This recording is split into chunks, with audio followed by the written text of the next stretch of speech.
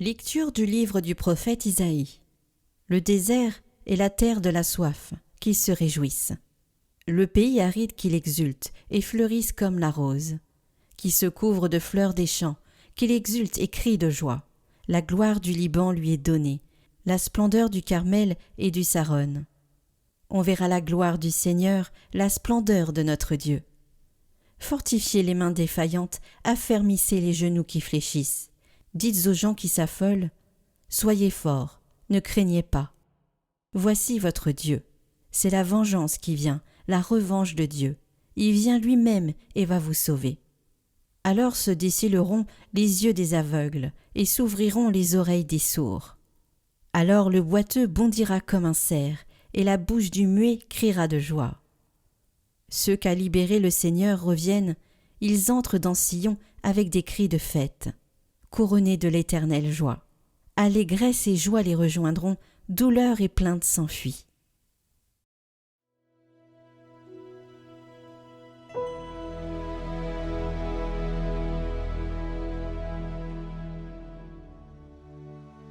Viens Seigneur et sauve-nous.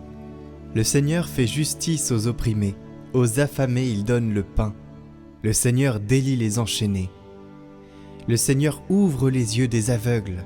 Le Seigneur redresse les accablés. Le Seigneur aime les justes. Le Seigneur protège l'étranger. Il soutient la veuve et l'orphelin.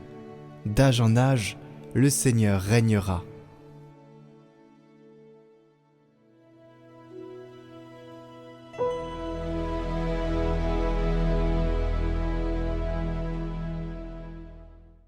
Lecture de la lettre de Saint Jacques. Frères, en attendant la venue du Seigneur, prenez patience. Voyez le cultivateur. Il attend les fruits précieux de la terre avec patience, jusqu'à ce qu'il ait la récolte précoce et la récolte tardive. Prenez patience vous aussi, et tenez ferme, car la venue du Seigneur est proche. Frères, ne gémissez pas les uns contre les autres, ainsi vous ne serez pas jugés. Voyez, le juge est à notre porte. Frères, prenez pour modèle d'endurance et de patience les prophètes qui ont parlé au nom du Seigneur.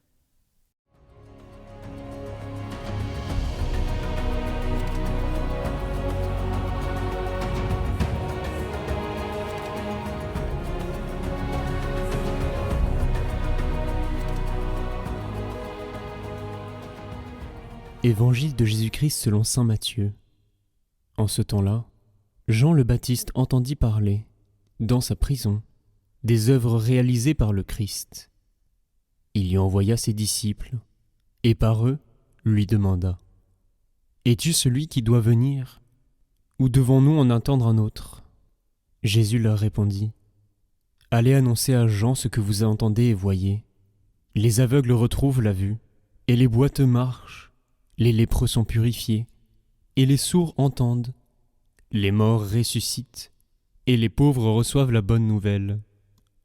Heureux celui pour qui je ne suis pas une occasion de chute. » Tandis que les envoyés de Jean s'en allaient, Jésus se mit à dire aux foules à propos de Jean : « Qu'êtes-vous allés regarder au désert ? Un roseau agité par le vent ? Alors, qu'êtes-vous donc allés voir ? Un homme habillé de façon raffinée ? Mais ceux qui portent de tels vêtements vivent dans les palais des rois. Alors, qu'êtes-vous allés voir ? Un prophète ? Oui, je vous le dis, et bien plus qu'un prophète. C'est de lui qu'il est écrit : « Voici que j'envoie mon messager en avant de toi, pour préparer le chemin devant toi. » Amen, je vous le dis. Parmi ceux qui sont nés d'une femme, personne ne s'est levé de plus grand que Jean le Baptiste. Et cependant le plus petit dans le royaume des cieux est plus grand que lui.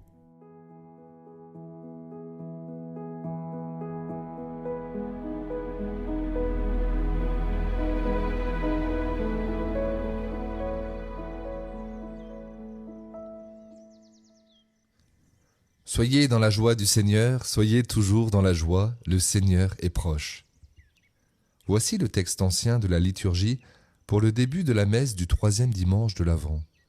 C'est pour cela que l'on appelle ce dimanche le dimanche de Gaudete, puisque cela veut dire en latin « soyez dans la joie ».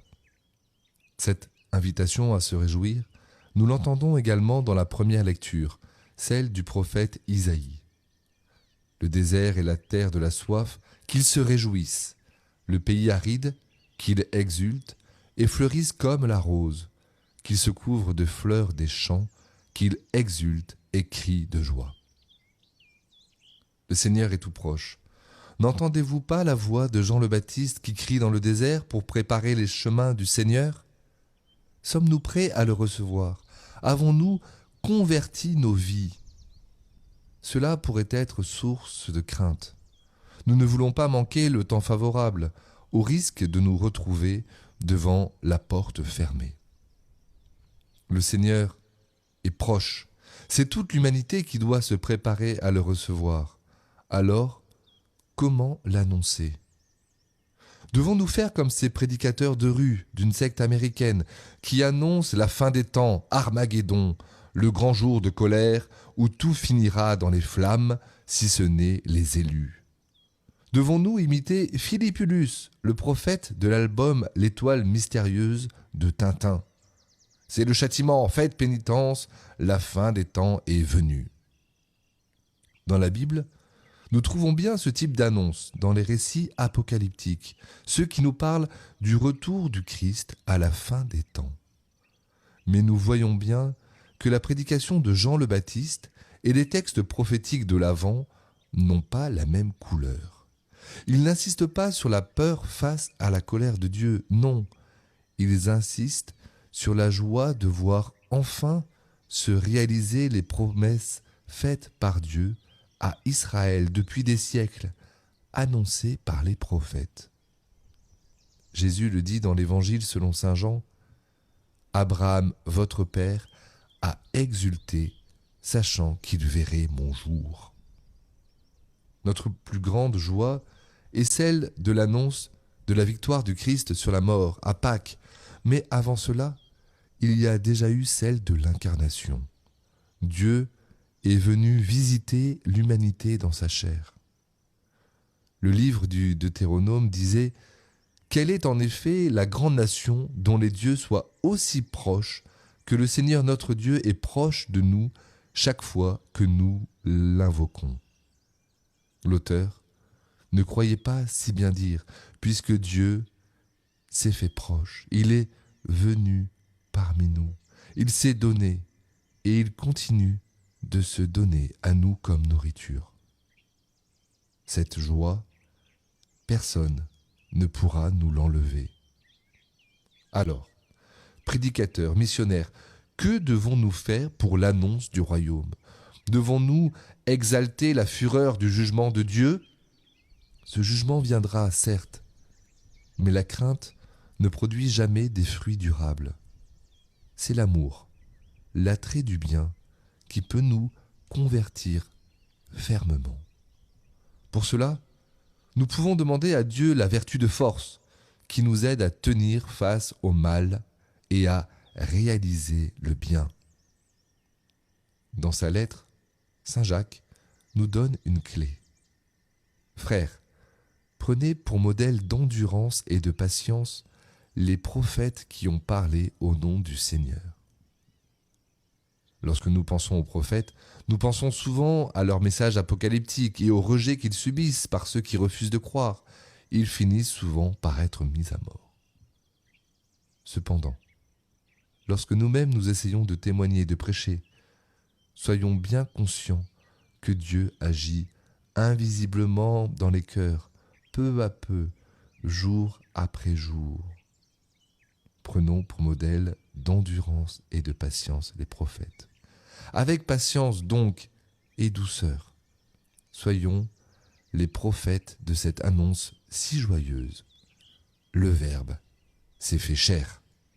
Ô esprits abattus, vous direz ne craignez pas, soyez forts, le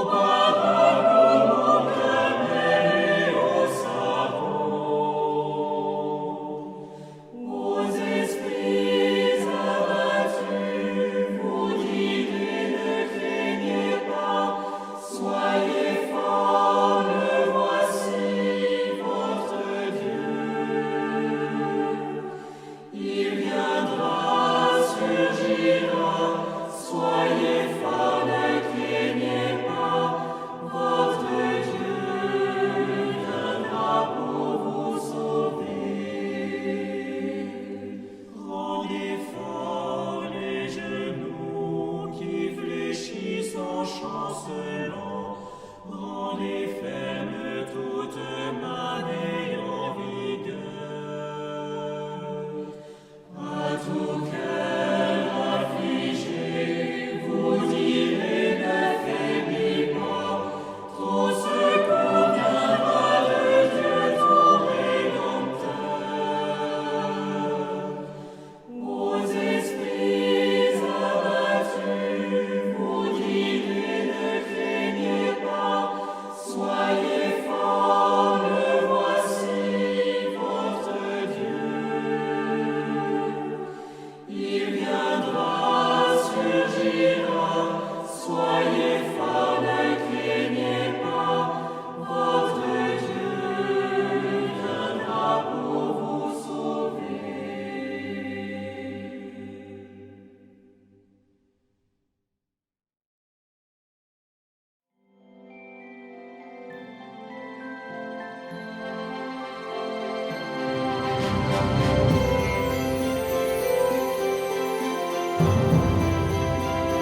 Aujourd'hui, 14 décembre, la disponibilité.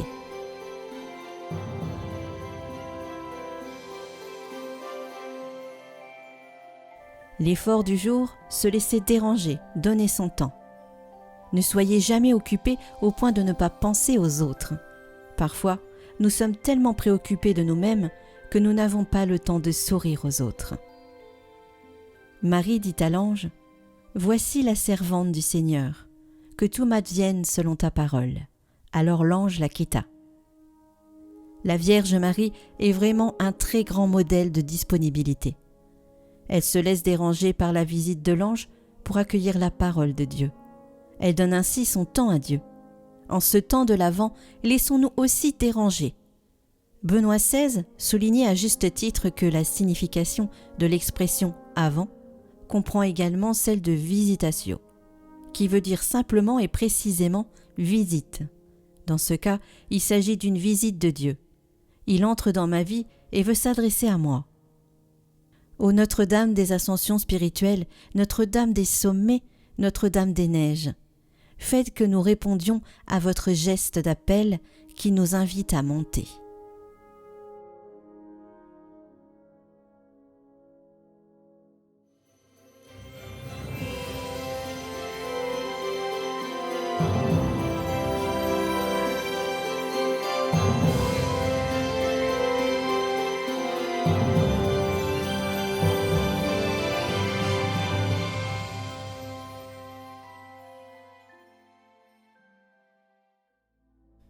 Prions pour toutes les intentions déposées en commentaire cette semaine. Notre Père qui es aux cieux, que votre nom soit sanctifié, que votre règne vienne, que votre volonté soit faite sur la terre comme au ciel. Donnez-nous aujourd'hui notre pain de ce jour. Pardonnez-nous nos offenses, comme nous pardonnons aussi à ceux qui nous ont offensés. Et ne nous laissez pas entrer en tentation, mais délivrez-nous du mal. Amen. Je vous salue Marie, pleine de grâce, le Seigneur est avec vous. Vous êtes bénie entre toutes les femmes, et Jésus, le fruit de vos entrailles, est béni. Sainte Marie, Mère de Dieu, priez pour nous, pauvres pécheurs, maintenant et à l'heure de notre mort. Amen. Gloire au Père et au Fils et au Saint-Esprit, comme il était au commencement, maintenant et pour les siècles des siècles. Amen.